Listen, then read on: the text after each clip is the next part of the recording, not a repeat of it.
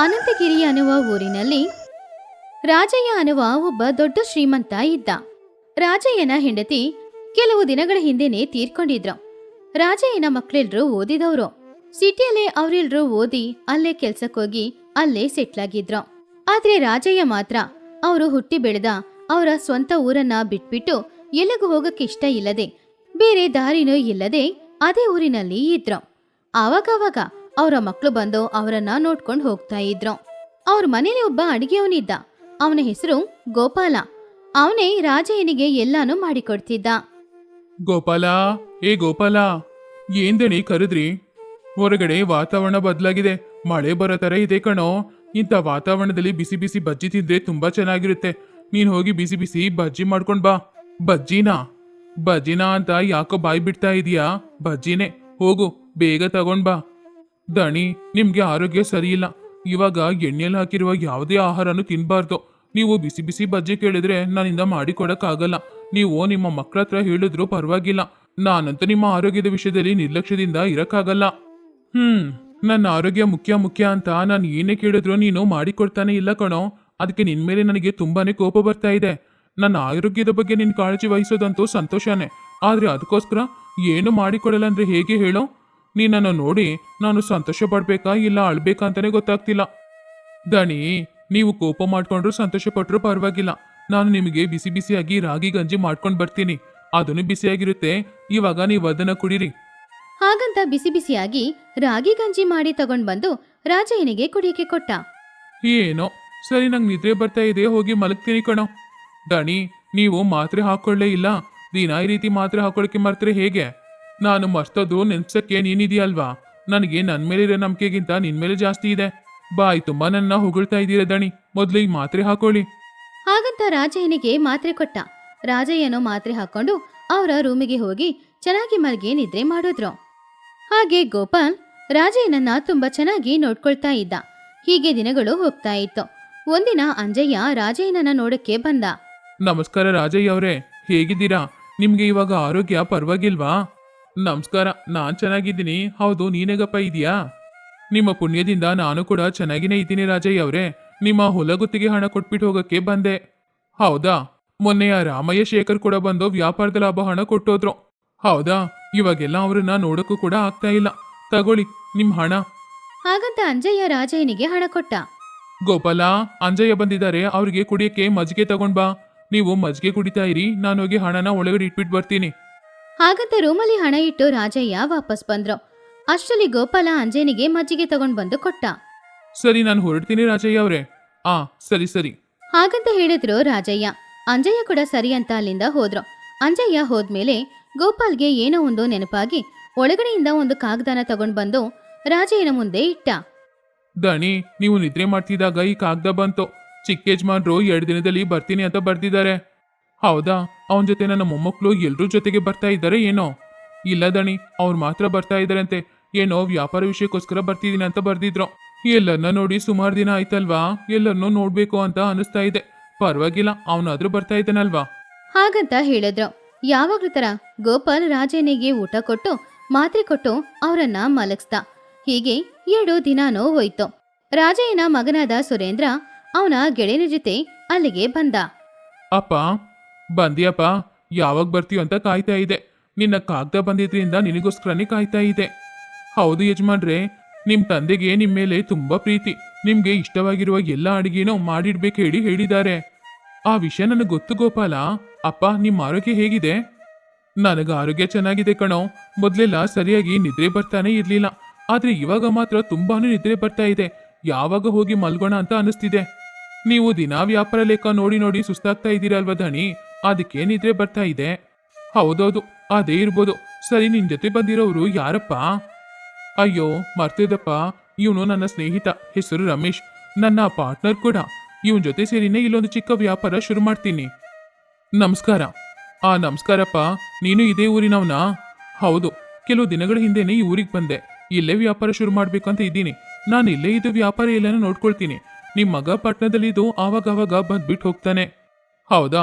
ಒಳ್ಳೇದು, ನಿಮ್ ವ್ಯಾಪಾರ ಚೆನ್ನಾಗಿ ನಡಿಬೇಕು. ಸರಿ, ನಮ್ಮೂರಲ್ಲಿ ನೀನು ಎಲ್ಲಿ ಉಳ್ಕೊಂಡಿದೀಯಾ? ಇವಾಗ ನನ್ನ ನೆಂಟ್ರ ಮನೇಲಿ ನಾನು ಉಳ್ಕೊಂಡಿದ್ದೀನಿ. ಎಲ್ಲಾದ್ರೂ ಮನೆ ನೋಡಿ ಹೋಗ್ಬೇಕು. ನೀನು ಬೇರೆ ಮನೆ ತಗೊಳ್ಳೋ ತನಕ ನನ್ನ ಮನೇಲೇ ಇರೋ. ಇಲ್ಲೇ ಇದ್ಕೊಂಡು ವ್ಯಾಪಾರಕ್ಕೆ ಬೇಕಾಗಿರೋ ಏರ್ಪಾಡುಗಳನ್ನ ಮಾಡ್ಕೊ. ಬೇರೆ ಮನೆ ತಗೊಂಡ್ಮೇಲೆ ಅಲ್ಲಿಗೆ ಹೋಗ್ಬೋದು. ಅಯ್ಯೋ ಬೇಡ, ನಿಮ್ಗೆ ಯಾಕೆ ಶ್ರಮ? ಇದರಲ್ಲಿ ಶ್ರಮ ಏನಿದೆಪ್ಪ?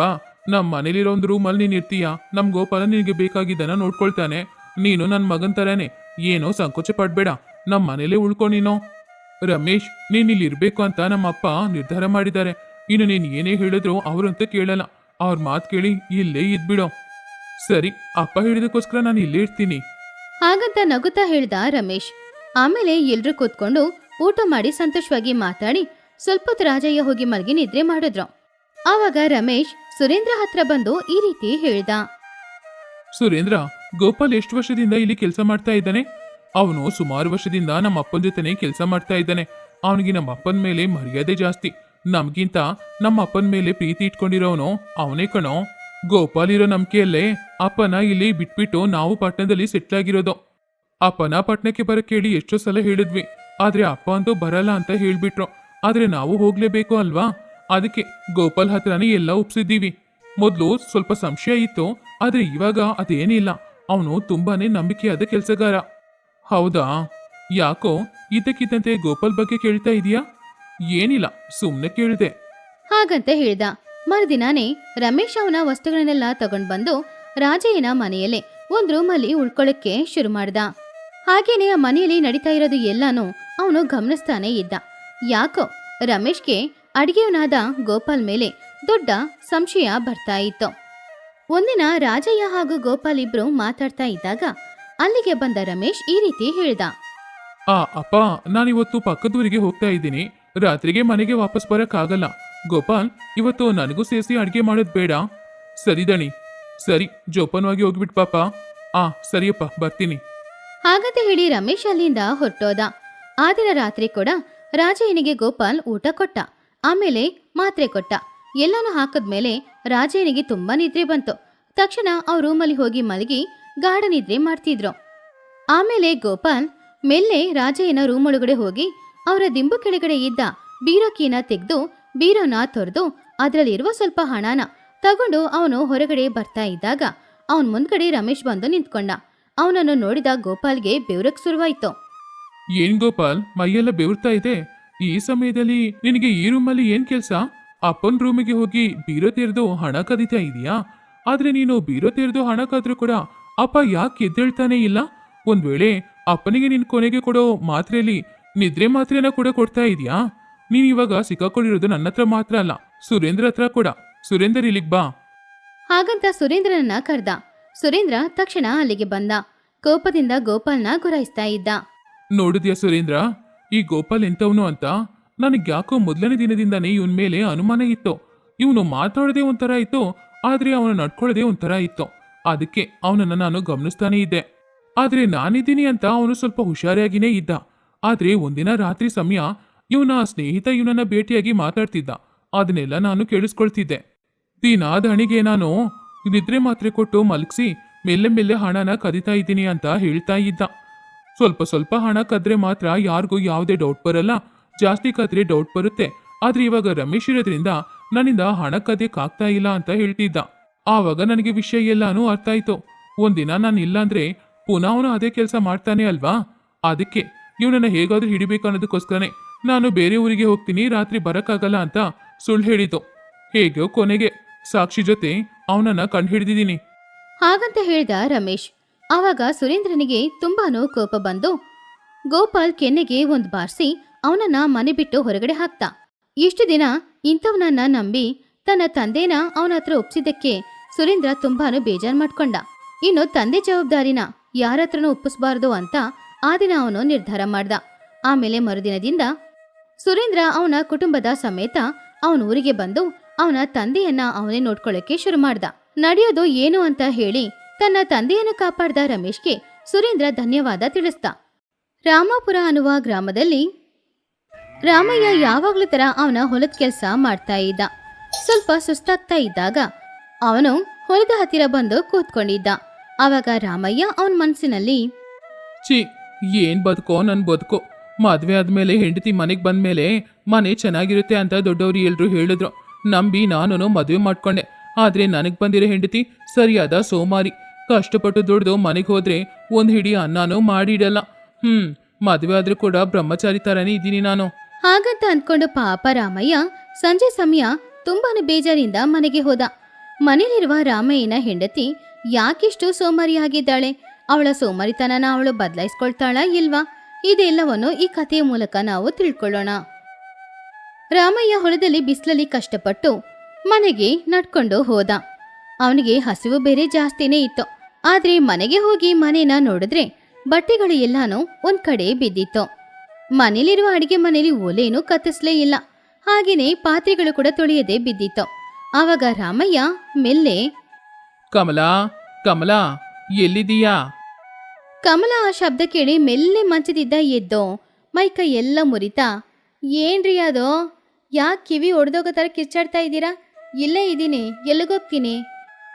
ರಾಮಯ್ಯ ಮನೆಯೊಳಗಡೆ ಬಂದು ತನ್ನ ಹೆಂಡತಿಯನ್ನ ನೋಡಿ, ಮೊದ್ಲು ಕುಡಿಯಕ್ಕೆ ನೀರ್ ಕೊಡು, ಗಂಟ್ಲು ಒಣಗೋಗ್ತಾ ಇದೆ.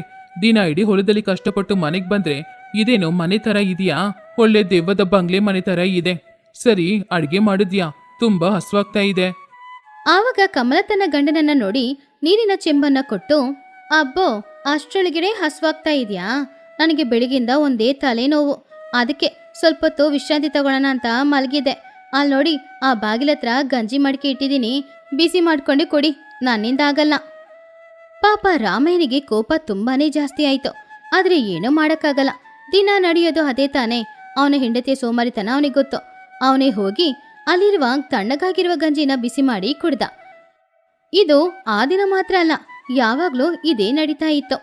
ಕೆಲವು ದಿನಗಳ ನಂತರ ರಾಮಯ್ಯ ತಂಗಿ ಗೌರಿ ತವರು ಮನೆಗೆ ಬಂದ್ಲು. ಮನೆ ಪರಿಸ್ಥಿತಿ ನೋಡಿ, ತನ್ನ ಅಣ್ಣನ ಪರಿಸ್ಥಿತಿ ನೋಡಿ ಅವಳು ತುಂಬಾನೇ ಬೇಜಾರು ಮಾಡ್ಕೊಂಡ್ಲು.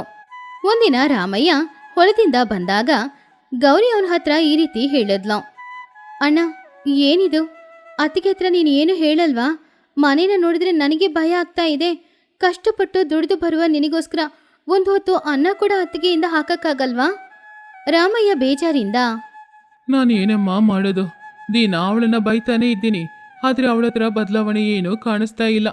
ಇನ್ನು ಹೇಳಕ್ಕೋದ್ರೆ ದಿನ ಜಗಳ ಮಾಡೋಕ್ಕೂ ನನ್ನ ಶರೀರದಲ್ಲಿ ಬಲ ಇಲ್ಲ. ಹೀಗೆ ಹೇಳಿದ್ರೆ ಹೇಗಣ್ಣ? ಗಂಡ ಹೆಂಡತಿ ಅಂದಮೇಲೆ ಎಲ್ಲ ಸುಖ ದುಃಖದಲ್ಲೂ ಕೂಡ ಒಬ್ರಿಗೊಬ್ರು ಸಹಾಯ ಮಾಡ್ಕೊಳ್ಬೇಕು. ನೀನು ಕಷ್ಟಪಟ್ಟು ದುಡಿತಾ ಇದೀಯಾ, ಅದಕ್ಕೆ ನೋಡಿದ್ರೆ ಮಹಾರಾಣಿ ತರ ಮನೆಯಲ್ಲಿ ಕೂತ್ಕೊಂಡಿದ್ದಾರೆ. ಹೊರಗಡೆ ಹೋಗಿ ನೋಡು, ಹೆಂಗಸರು ಗಂಡಸರು ಎಷ್ಟು ಕಷ್ಟಪಟ್ಟು ದುಡಿತಾ ಇದ್ದಾರೆ ಅಂತ. ಅತ್ತಿಗೆಗೆ ಹುಷಾರಿಲ್ಲ ಅಂದ್ರೆ ಔಷಧಿ ಕೊಡ್ಬೋದು, ಆದ್ರೆ ಸೋಮಾರಿತನಕ್ಕೆ ಔಷಧಿ ಇಲ್ಲ ಅಣ್ಣ. ಅತ್ತಿಗೆ ಬದಲಾಗ್ಬೇಕು, ಅದಕ್ಕೆ ನೀನೇ ಖಂಡಿತ ಏನಾದ್ರೂ ಒಂದು ಮಾಡ್ಲೇಬೇಕು. ಗೌರಿ ತನ್ನ ಯೋಚನೆನ ತನ್ನ ಅಣ್ಣನ ಕಿವಿಯಲ್ಲಿ ಹೇಳದ್ಲು. ಅಲ್ಲಿವರೆಗೂ ಸುಸ್ತಾಗಿ ಕಾಣಿಸ್ತಾ ಇದ್ದ ರಾಮಯ್ಯನ ಮುಖದಲ್ಲಿ ಚಿಕ್ಕದಾದ ಒಂದು ಸಂತೋಷ ಬಂತು. ಮರುದಿನ ಬೆಳಗ್ಗೆ ಕೋಳಿ ಕೂಗಿತ್ತು. ಊರಿನಲ್ಲಿ ಎಲ್ರೂ ಎದ್ರು, ಅವ್ರವ್ರ ಕೆಲ್ಸನ ಮಾಡ್ಕೊಳ್ಳಿಕ್ಕೆ ಶುರು ಮಾಡಿದ್ರು. ಆದ್ರೆ ರಾಮಯ್ಯ ಮಾತ್ರ ಎದ್ದೇಳಲೇ ಇಲ್ಲ. ಹೊಲಕ್ಕೆ ಹೋಗುವ ಸಮಯ ದಾಟಿ ಹೋಗ್ತಾ ಇತ್ತು. ಆವಾಗ ಕಮಲ ಹತ್ತಿರ ಬಂದು, ರೀ, ಎದ್ದೇಳಲ್ವಾ? ಹಸುಗಳೆಲ್ಲ ಕಾಯ್ತಾ ಇದೆ, ಹೊಲಕ್ಕೆ ಹೋಗೋದ್ ಬೇಡ್ವಾ? ರಾಮಯ್ಯ ಕಣ್ಬಿಟ್ಟು ನೋಡಿ ಈ ರೀತಿ ಹೇಳ್ದ.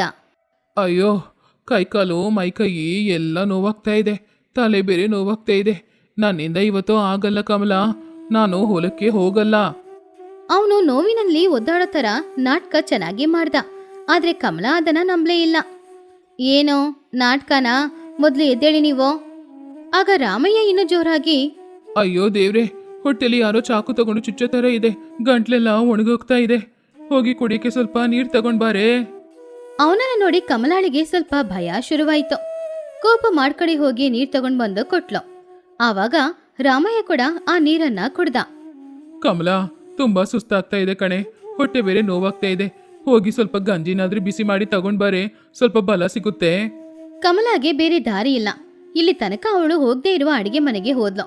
ಒಲೆ ಕತ್ಸಕ್ಕೂ ಬರ್ದೇ ಇರುವ ಕಮಲ ಕಷ್ಟಪಟ್ಟು ಹೇಗೋ ಒಲೆನ ಕತ್ಸದ್ಲು. ಆಮೇಲೆ ಗಂಜಿನ ತಯಾರು ಮಾಡದ್ಲು.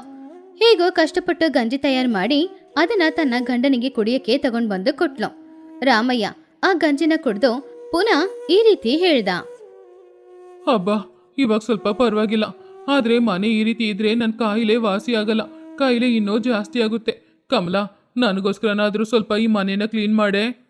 ಹಾಗಂತ ರಾಮಯ್ಯ ಹೇಳಿದಾಗ ಕಮಲ ಮನ್ಸಲ್ಲಿ ಕೋಪ ಮಾಡ್ಕೊಂಡ್ರು ಕೂಡ ತನ್ನ ಗಂಡನ ಆರೋಗ್ಯಕ್ಕೋಸ್ಕರ ಬೇರೆ ದಾರಿ ಇಲ್ದೆ ತಕ್ಷಣ ಮನೆಯೆಲ್ಲಾನು ಗುಡಿಸಿ ಕ್ಲೀನ್ ಮಾಡಕ್ಕೆ ಶುರು ಮಾಡಿದ್ಲು. ಮನೆ ಕೆಲ್ಸ ಎಲ್ಲಾನು ಮಾಡಿ ಮುಗಿಸೋಷ್ಟ್ರಲ್ಲಿ ಅವಳಿಗೆ ಸೊಂಟ ನೋವೇ ಬಂತು. ಮಧ್ಯಾಹ್ನದ ಸಮಯ. ರಾಮಯ್ಯ ಪುನಃ ಶುರು ಮಾಡ್ದ. ಕಮಲಾ, ಹೊಟ್ಟೆ ನೋವಾಗ್ತಾ ಇದೆ. ಗಂಜಿ ಕುಡ್ದಿದ್ದು ಸಾಕಾಗಿಲ್ಲ. ನನಗೋಸ್ಕರ ಹೋಗಿ ಊಟ ಮಾಡಿ ತಗೊಂಡ್ ಬಾ. ನಾನು ಊಟ ಮಾಡಿ ಮಲ್ಕೊಳ್ತೀನಿ. ಕಮಲ ಕೋಪದಿಂದ ಹಲ್ಕೊಚ್ತಾ ಇದ್ಲು. ಬೇರೆ ದಾರಿ ಇಲ್ಲ. ಅವಳು ತೋಟಕ್ಕೆ ಹೋಗಿ ಸಿಕ್ಕಿದ ತರಕಾರಿಗಳನ್ನ ತಗೊಂಡ್ ಬಂದ್ಲು. ಆಮೇಲೆ ಒಲೆಯಲ್ಲಿ ಅನ್ನ ಇಟ್ಲು. ಅನ್ನ ಬೆಂದೋಯ್ತಾ ಇಲ್ವಾ ಅಂತ ಗೊತ್ತಿಲ್ಲ ಅನ್ನೋದಕ್ಕೋಸ್ಕರ ಸ್ವಲ್ಪ ಸ್ವಲ್ಪ ತೆಗೆದು ನೋಡ್ತಾ ಇದ್ಲು. ಹೀಗಿರುವಾಗ ಸಂಜೆ ಸಮಯ. ಆಕಾಶದಲ್ಲಿ ಮೇಘಗಳೆಲ್ಲ ಕಪ್ಪಾಗಿ ಬದಲಾಗಿ ಮಳೆ ಸುರಿಯಕ್ಕೆ ಶುರುವಾಯ್ತು. ಆ ಮಳೆ ನೀರು ಮೆಲ್ಲೆ ಮೆಲ್ಲೆ ಅವರ ಗುಡಿಸಲಿನ ಒಳಗಡೆ ಬೀಳ್ತಾ ಇತ್ತು. ಅಯ್ಯೋ ಕಮಲ, ಮನೆಯೊಳಗಡೆ ನೀರ್ ಬೀಳ್ತಾ ಇದೆ. ಹೊರಗಡೆ ಬಟ್ಟೆ ಒಣಗಾಕಿದೀನಿ ಅಲ್ವಾ, ಅದನ್ನ ತಗೊಂಡ್ ಬಂದು ಒಳಗಡೆ ಇಡು, ಇಲ್ಲಾಂದ್ರೆ ಒದ್ದೆಯಾಗುತ್ತೆ.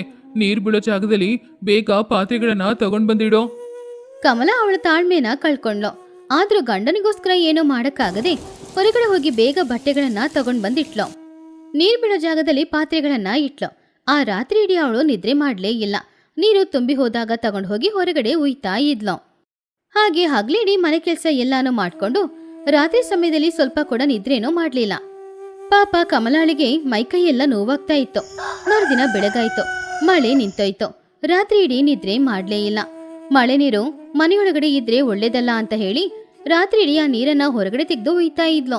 ಹಾಗೆ ರಾತ್ರಿ ಇಡೀ ನಿದ್ದೆ ಮಾಡದೆ ಕಮಲ ಮನೆ ಮುಂದ್ಗಡೆ ಇರೋ ಜಾಗದಲ್ಲಿ ಬಂದು ಕೂತ್ಕೊಂಡಿದ್ಲು. ಆವಾಗ್ಲೇ ಪಕ್ಕದ ಮನೆ ಲಕ್ಷ್ಮಿಯಮ್ಮ ಅವರ ಮನೆ ಅಂಗಳನ ಗುಡ್ಸೋದಕ್ಕೋಸ್ಕರ ಹೊರಗಡೆ ಬಂದ್ರು. ಕಮಲ ತುಂಬಾನೇ ಸುಸ್ತಾಗಿ ಕೂತ್ಕೊಂಡಿರೋದನ್ನ ನೋಡಿ ಅವಳ ಹತ್ರ ಹೋದ್ರು. ಏನ್ ಕಮಲ, ಬೆಳಿಗ್ಗೆ ತುಂಬಾ ಸುಸ್ತಾಗಿದ್ಯಾ? ರಾತ್ರಿ ಮಳೆಗೆ ನಿದ್ರೆ ಮಾಡ್ಲಿಲ್ವಾ? ಲಕ್ಷ್ಮಿನ ನೋಡಿದ ತಕ್ಷಣ ಕಮಲಾಳಿಗೆ ಅವಳ ಕಷ್ಟನ ಹೇಳ್ಕೊಳ್ಬೇಕು ಅಂತ ಅನಿಸ್ತು. ಅಷ್ಟೇ, ಅವಳು ನೆನ್ನೆ ಏನೆಲ್ಲ ಕಷ್ಟಪಟ್ಲೋ ಎಲ್ಲ ಕಷ್ಟನ ವಿವರವಾಗಿ ಲಕ್ಷ್ಮಿ ಹತ್ರ ಹೇಳಿದ್ಲು. ಅದನ್ನೆಲ್ಲ ಲಕ್ಷ್ಮಿ ಕೇಳ್ತಾನೆ ಇದ್ಲು. ಆವಾಗ ಕಮಲ ಲಕ್ಷ್ಮಿ ಹತ್ರ ಈ ರೀತಿ ಹೇಳಿದ್ಲು. ಏನಂತ ಹೇಳೋದು ಲಕ್ಷ್ಮಿ, ನೆನ್ನೆ ರಾತ್ರಿ ಇಡೀ ಮಳೆ ನೀರು ಮನೆಯೊಳಗಡೆ ಬೀಳ್ತಾನೆ ಇತ್ತು. ಪಾತ್ರೆಗಳನ್ನ ಇಟ್ಟು ನೀರು ತುಂಬುವಾಗ ಎಲ್ಲ ಆ ಪಾತ್ರೆ ನೀರನ್ನ ತಗೊಂಡು ಹೋಗಿ ಹೊರಗಡೆ ಚೆಲ್ತಾ ಇದೆ. ಸ್ವಲ್ಪನೂ ನಿದ್ರೆ ಇಲ್ಲ. ಮನೇಲಿ ಅವರಿಗೆ ಬೇರೆ ಹುಷಾರಿಲ್ಲ. ದಿನ ಇಡೀ ಎಲ್ಲ ಕೆಲಸನ ಮಾಡಿ ಮೈಕೈ ಎಲ್ಲ ನೋವಾಗ್ತಾ ಇದೆ. ಹಾಗೆ ನೆನ್ನೆ ಇಡೀ ಅವರಿಗೆ ಸೇವೆ ಮಾಡೋಕ್ಕೇನೆ ಸಮಯ ಸರಿಯಿತು. ಒಂದಿನದಲ್ಲೇ ನನ್ನ ಮೈಕೈ ಎಲ್ಲ ನೋವಾಗ್ತಿದೆ. ಏನ್ ಜೀವನ ನನ್ನ ಜೀವನ, ಹಾಗಂತ ಹೇಳಿ ಅಳ್ತಾ ಇದ್ಲು. ಆವಾಗ ಲಕ್ಷ್ಮಿ ಅವಳನ್ನ ನೋಡಿ, ಅಯ್ಯೋ ಬೇಜಾರು ಮಾಡ್ಕೊಳ್ಬೇಡ ಕಮಲಾ, ಏನ್ ಮಾಡೋದು, ಗಂಡನಿಗೆ ಮನೇಲಿ ಹುಷಾರಿಲ್ಲ ಅಂದ್ರೆ ಅವ್ರನ್ನ ನಾವು ತಾನೇ ಚೆನ್ನಾಗಿ ನೋಡ್ಕೊಳ್ಬೇಕು. ನೀನೇನು ಬೇಜಾರು ಮಾಡ್ಕೊಳ್ಬೇಡ. ರಾಮಯ್ಯನ ಸ್ವಲ್ಪ ಚೆನ್ನಾಗಿ ನೋಡ್ಕೊ, ಇಲ್ಲಾಂದ್ರೆ ಪುನಃ ಅವನಿಗೆ ಕಾಯಿಲೆ ಬಂದ್ರು ಬರ್ಬೋದು. ಸರಿ, ನಾನು ನನ್ನ ಕೆಲಸ ನೋಡ್ತೀನಿ. ಹಾಗಂತ ಹೇಳಿ ಲಕ್ಷ್ಮಿ ಅಲ್ಲಿಂದ ಹೋಗಿ ಅವಳ ಕೆಲಸ ಮಾಡ್ತಾ ಇದ್ಲು. ಹೊರಗಡೆ ಅವರಿಬ್ರು ಮಾತಾಡ್ತಾ ಇರೋದನ್ನೆಲ್ಲ ಒಳಗಡೆಯಿಂದ ರಾಮಯ್ಯ ಕೇಳಿಸ್ಕೊಳ್ತಾನೆ ಇದ್ದ. ರಾಮಯ್ಯ ಮಂಚದಿಂದ ಎದ್ದು ಹೊರಗಡೆ ಮೇಲೆ ನಡ್ಕೊಂಡು ಹೋದ. ರಾಮಯ್ಯ ಕಮಲನ ನೋಡಿ ಈ ರೀತಿ ಹೇಳ್ದ. ಆಹಾ, ಒಂದಿನ ಇಡೀ ಏನು ಕೆಲಸ ಮಾಡದೆ ಮಲ್ಕೊಂಡಿದ್ರೆ ನಿಜವಾಗ್ಲೂ ತುಂಬಾ ಚೆನ್ನಾಗಿದೆ ಕಮಲಾ. ಇವಾಗ ಗೊತ್ತಾಗ್ತಾ ಇದೆ ನೀನು ನಿನ್ ಜೀವನದಲ್ಲಿ ಎಷ್ಟು ಸಂತೋಷವಾಗಿದೆ ಅಂತ. ಇನ್ ಮುಂದೆ ಆ ಸಂತೋಷ ನನಗ್ ಸಿಗುತ್ತೆ. ನಾನು ಚೆನ್ನಾಗಿ ವಿಶ್ರಾಂತಿ ತಗೊಳ್ತೀನಿ, ನೀನೆಲ್ಲ ನೋಡ್ಕೊಳ್ತೀಯ ತಾನೆ? ಆ ಮಾತು ಕಮಲ ಹೃದಯದಲ್ಲಿ ಬಾಣ ಚುಚ್ಚಿದ ಹಾಗೆ ಇತ್ತು. ಒಂದಿನ ಮನೆ ಕೆಲಸ ಮಾಡಿದಕ್ಕೆ, ರಾತ್ರಿ ನಿದ್ರೆ ಮಾಡದೆ ಇದ್ದಿದ್ದಕ್ಕೆ ನನ್ ಮೈಕೈಯೆಲ್ಲ ಇಷ್ಟು ನೋವಾಗ್ತಾ ಇದೆ ಅಂದ್ರೆ ದಿನ ಇಡೀ ಹಗಲು ರಾತ್ರಿ ಕಷ್ಟಪಟ್ಟು ದುಡಿಯುವ ತನ್ನ ಗಂಡನ ಪರಿಸ್ಥಿತಿ ಏನು? ನನ್ನ ಗಂಡ ಅಷ್ಟು ಕಷ್ಟಪಡ್ತಾ ಇದ್ದಾಗ ನಾನು ಅವರಿಗೋಸ್ಕರ ಯಾವುದೇ ಸಹಾಯನೂ ಮಾಡದೆ ಸೋಮಾರಿತನದಿಂದ ಇದ್ದಿದ್ದೀನಿ ಅಂತ ಕಮಲ ಅರ್ಥ ಮಾಡ್ಕೊಂಡ್ಲು. ಪಶ್ಚಾತ್ತಾಪದಿಂದ ಕಮಲ ಕಣ್ಣಲ್ಲಿ ಕಣ್ಣೀರು ತುಂಬಿತು. ಕಮಲ ತನ್ನ ಗಂಡನ ಕಾಲುಗಳನ್ನ ಹಿಡ್ಕೊಂಡು, ನನ್ನನ್ನ ಕ್ಷಮಿಸಿ, ನನಗೆ ಬುದ್ಧಿ ಬಂತು. ಮನೆ ಕೆಲಸ ಎಷ್ಟು ಕಷ್ಟ ಅನ್ನೋದನ್ನ ಒಂದೇ ದಿನದಲ್ಲಿ ನಾನು ತಿಳ್ಕೊಂಡೆ. ಪ್ರತಿದಿನ ಹೊಲದಲ್ಲಿ ನೀವು ಎಷ್ಟು ಕಷ್ಟಪಡ್ತಾ ಇದ್ದೀರಾ ಅನ್ನೋದನ್ನ ನಾನು ಅರ್ಥ ಮಾಡ್ಕೊಳ್ಳಿಲ್ಲ. ಪ್ರತಿದಿನ ನನ್ನ ಸೋಮಾರಿತನದಿಂದ ನಿಮಗೆ ಕಷ್ಟ ಕೊಟ್ಬಿಟ್ಟೆ. ಇನ್ಮುಂದೆ ನಿಮ್ಗೆ ಯಾವುದೇ ಕಷ್ಟನೂ ನಾನು ಕೊಡಲ್ಲ ರೀ, ನನ್ನನ್ನ ನಂಬಿ. ರಾಮಯ್ಯ ಪ್ರೀತಿಯಿಂದ ಅವಳನ್ನ ಎಬ್ಸಿ ಅವಳ ಕಣ್ಣನ್ನ ಒರೆಸಿ, ನನಗೆ ನಿನ್ ಮೇಲೆ ಯಾವುದೇ ಕೋಪ ಇಲ್ಲ ಕಮಲಾ. ಸಂಸಾರ ಅನ್ನೋದು ಇಬ್ರು ಎಳಿಬೇಕಾಗಿರುವ ಗಾಡಿ. ಒಬ್ರು ಇಳಿದು ಒಬ್ರು ಕೂತ್ಕೊಂಡಿದ್ರೆ ಗಾಡಿ ಮುಂದೆ ಹೋಗಲ್ಲ, ಇಬ್ರು ಎಳಿಬೇಕು. ಆ ದಿನದಿಂದ ಕಮಲ ಸಂಪೂರ್ಣವಾಗಿ ಬದಲಾದ್ಲು. ಅವಳ ಸೋಮಾರಿತನನ ಬಿಟ್ಟು ಮನೆ ಕೆಲಸ ಎಲ್ಲ ಚುರುಕಾಗಿ ಮಾಡ್ತಿದ್ಲು. ಬೆಳಿಗ್ಗೆ ಗಂಡನಿಗಿಂತ ಮುಂಚೆನೆ ಎದ್ದು ಅಂಗಳ ಗುಡಿಸಿ ನೀರ್ ಚೆಲ್ಲಿ ರಂಗೋಲಿ ಹಾಕ್ತಾ ಇದ್ಲು. ಹಾಗೇನೆ ಬಿಸಿ ಬಿಸಿಯಾಗಿ ಅಡಿಗೆ ಮಾಡಿ ರಾಮಯ್ಯನಿಗೆ ಅನ್ನನೂ ಕಟ್ಟಿಕೊಡ್ತಾ ಇದ್ಲು. ಹೆಂಡತಿಯ ಬದಲಾವಣೆ ನೋಡಿ ರಾಮಯ್ಯ ಅಂತೂ ತುಂಬಾನೇ ಸಂತೋಷಪಟ್ಟ. ಕಮಲ ಬದಲಾವಣೆನ ನೋಡಿ ಆ ಊರಿನವರು ಕೂಡ ತುಂಬಾನು ಆಶ್ಚರ್ಯಪಟ್ರು. ಸಂಸಾರ ಅನ್ನುವ ಗಾಡಿಗೆ ಗಂಡ ಹೆಂಡತಿ ಇಬ್ರು ಕೂಡ 2 ಚಕ್ರಗಳ ತರ. ಆ ಗಾಡಿ ಚೆನ್ನಾಗಿ ನಡಿಬೇಕು ಅಂದ್ರೆ ಒಬ್ರು ಕಷ್ಟನ ಇನ್ನೊಬ್ರು ಅರ್ಥ ಮಾಡ್ಕೊಂಡು ಒಬ್ರಿಗೊಬ್ರು ಸಹಾಯ ಮಾಡ್ಕೊಂಡು ಬಾಳ್ಬೇಕು. ಹೆಂಗಸರು ಮನೆ ಕೆಲಸ ಮಾತ್ರ ಮಾಡ್ಬೇಕು, ಗಂಡಸರು ಹೊರಗಡೆ ಕೆಲಸ ಮಾತ್ರ ಮಾಡ್ಬೇಕು ಅನ್ನೋದನ್ನ ಬಿಟ್ಬಿಟ್ಟು ಒಬ್ರಿಗೊಬ್ರು ಸಹಾಯ ಮಾಡ್ಕೊಂಡು ಒಂದೊಂದು ಕೆಲಸನ ಕೂಡ ಇಬ್ರು ಹಂಚ್ಕೊಂಡು ಮಾಡುವಾಗ್ಲೇ ಆ ಸಂಸಾರ ಯಾವಾಗ್ಲೂ ಯಾವುದೇ ಸಮಸ್ಯೆನೂ ಇಲ್ಲದೆ ಚೆನ್ನಾಗಿ ಇರೋದು. ಈ ಕತೆ ಯಾರ ಬಗ್ಗೆನೂ ಅಲ್ಲ, ನಾವು ಹೇಗಿರ್ಬೇಕು ಅಂತ ತಿಳಿಸೋ ಒಂದು ಕತೆ ಮಾತ್ರ. ಈ ಕತೆ ನಿಮ್ಗೆ ಇಷ್ಟ ಆಗಿದ್ರೆ ಇದನ್ನ ಲೈಕ್ ಶೇರ್ ಮಾಡಿ.